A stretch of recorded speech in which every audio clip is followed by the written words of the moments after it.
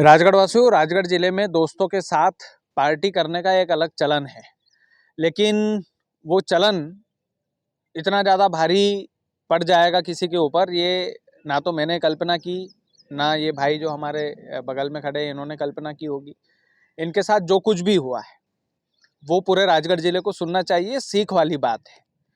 तो भैया, सबसे पहले तो मैं आपका नाम जानना चाहूँगा, आप कहाँ के निवासी है वो जानना चाहूँगा। राहुल मीणा है मेरा नाम, ग्राम बरखेड़ा वीर में रहता हूँ, तहसील नरसिंहगढ़, जिला राजगढ़। राहुल भैया, क्या हुआ था? दोस्तों के साथ पार्टी का प्लान बना, फिर उन्होंने कैसे धोखाधड़ी की आपके साथ? मैं घर से निकला, ट्राली बेची मैंने 1,45,000 रुपए में। ट्राली बेची मैंने, उसने पैसे दिए मुझे नरसिंहगढ़ में। मैं पैसे रखने घर जा रहा था। फिर इतने में मुझे शक्ति बना मिले, चल आते हैं अभी। मैंने कि मैं पैसे रखे हूँ पहले, फिर क्या अभी अभी आते हैं, फिर चल जाना। मुझे ले गया जंगल में, जहाँ जुआ चलाता है, महेश का जुआ चल रहा था। महेश ने कि मुझे पैसे दे दे, मैं तुझे शाम को दे दूंगा।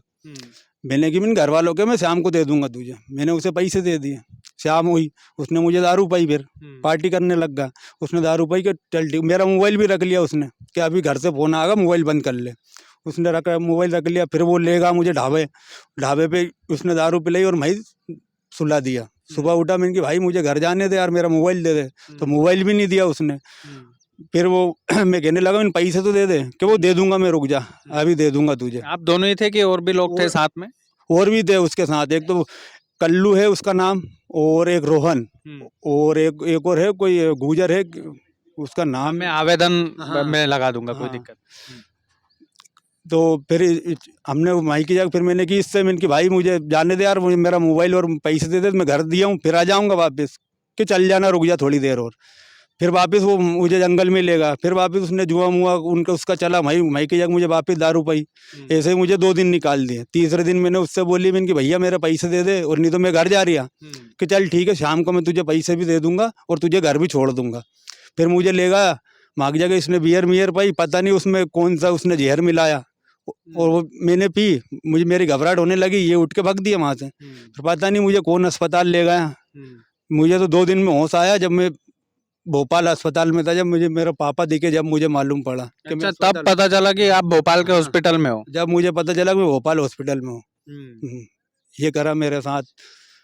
तो फिर आपने थाने में आवेदन वगैरह दिया इनके खिलाफ? दिया, मेरे घर वालों ने आवेदन दिया था, क्योंकि वो हमारे पास अस्पताल से सूचना है, वो हम बयान ले लेंगे 6 तारीख को। ना तो 6 तारीख को आया, फिर वापस मैं भी गया एक बार, तो क्योंकि वो 8 तारीख को ले लेंगे।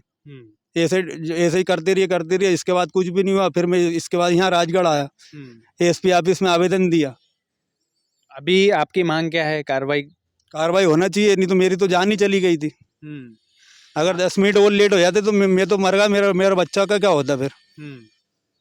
कार्रवाई है कि कार्रवाई होना चाहिए सामने वालों का। हाँ, बिल्कुल कार्रवाई होना चाहिए, कड़ी से कड़ी कार्रवाई होना चाहिए। पुलिस वालों ने कुछ आश्वासन मिला है एसपी ऑफिस से आपको? एसपी ऑफिस से मिलवाया, फिर उनने बोला 24 घंटे में कार्रवाई हो जाएगी, नहीं हो तो फिर वापस आना। अभी तक कार्रवाई क्यों नहीं कर रहे थे, ये कुछ दिमाग में आपके? ये तो अब पता नहीं, उनने हो सकता है पैसे ले के कर लिया हो। उनने कार्रवाई, मुझे 2-3 बार गया, 2-3 बार ऐसे ही बोली कि वो घर आ जाएंगे बयान लेने, कोई भी नहीं आया। आपके पैसे लौटा है कि नहीं? अभी तक 1 रुपये भी नहीं दिया, और धमकी 4 जने और गए थे धमकी देने। तो अगर तूने उनके खिलाफ बयान दिया तो तुझे किसी भी केस में कर दिया, अगर तू थाने भी गया अब तो किसी भी केस में तुझे अंदर करवा देंगे। वो दादा का, वो मोहन दादा का लड़का है, उनकी धमकी देता है, सुदीप भैया। अच्छा, विधायक के लड़के की? वो रोज फोटो डालता है, जब तक दादा है जब तक मेरा कुछ नहीं हो सकता है। अभी उसका जुआ भी पकड़ा गया था 4 दिन पहले, पर उसका नाम नहीं आया। स्पॉट वो भी पकड़ा था, थाने में भी उसे ले गया था, और थाने से उसे छोड़ भी दिया। तो मतलब ये है कि वो दादा के नाम से दादागिरी कर रहा है। दादा के नाम, क्यों? दादा जब तक है, जब तक मेरा कुछ भी नहीं हो सकता। सुदीप भैया का नाम लेता है वो। हाँ, कि सुदीप भैया है जब तक। तो देख, अभी मैं 50,000 रुपये दे के छूट के आया, मेरा कोई कुछ भी नहीं कर सकता है, इसलिए तू चुपचाप घर बैठ जा। और नहीं तो अब के तो तू बच गया, अगली बार तू बच भी नहीं पाएगा। नहीं, सबसे बड़ी बात यह है राजगढ़ वालों की, ये व्यक्ति युवा आदमी है। कितनी उम्र है आपकी लगभग? मेरी 30 साल का आदमी है, जवान लड़का है। दोस्तों के साथ पार्टी करने गए थे, लेकिन धोखाधड़ी इनके साथ हुई है, और ऑन कैमरा ये बोल रहे हैं। दूसरा, किसी राजनीतिक व्यक्ति का यदि इसमें संरक्षण नज़र आता है ऐसे केस में यदि कोई विधायक का बेटा सही में इंटरफेयर कर रहा है तो ये पूरे मतलब मोहन दादा जब इस वीडियो को आप खुद देखेंगे तो आप क्या जवाब देंगे? मतलब ये बड़ी गंभीरता वाली बात है।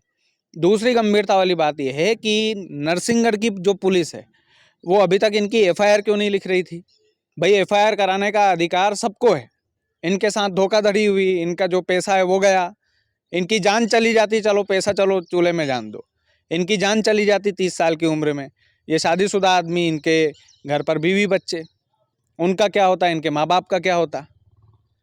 तो ये तमाम सारी चीजें। आप कुछ बोलना चाह रहे हैं? यूँ भी बोली, अगर तू थाने में जाएगा, थाने में तुझे कोई सा भी केस लगवा देंगे, दबाव बनाएंगे अगर मैं थाने में भी जाऊँगा अब तो, क्योंकि 4 जने गए थे मेरे घर के ने। हाँ, और रोज स्टोरी डाल रही हूँ दादा की। अच्छा। हाँ, जब तक दादा है मेरा कुछ भी नहीं हो सकता। भाई साहब इस मुगालते में मत रहना, जो भी हो आप, क्योंकि चीज़ें ये है कि ये जो वीडियो हम शूट कर रहे हैं, ये आरोप लगा रहे हैं सीधा विधायक के पुत्र पर, तमाम सारी चीज़ें हैं। जब मोहन दादा इस वीडियो को देखेंगे ना तो वो आपसे खुद हाथ खींच लेंगे। हम उनको इतना पर्सनली जानते हैं, इतने बढ़िया व्यक्ति है वो खुद आपसे हाथ खींच लेंगे। तो ये तमाम सारी चीज़ें हैं, लेकिन एफआईआर अभी तक नहीं हुई है। किस वजह से नहीं हुई है, किसके दबाव में नहीं हुई है, ये राजगढ़ के आला अधिकारियों को सोचना चाहिए।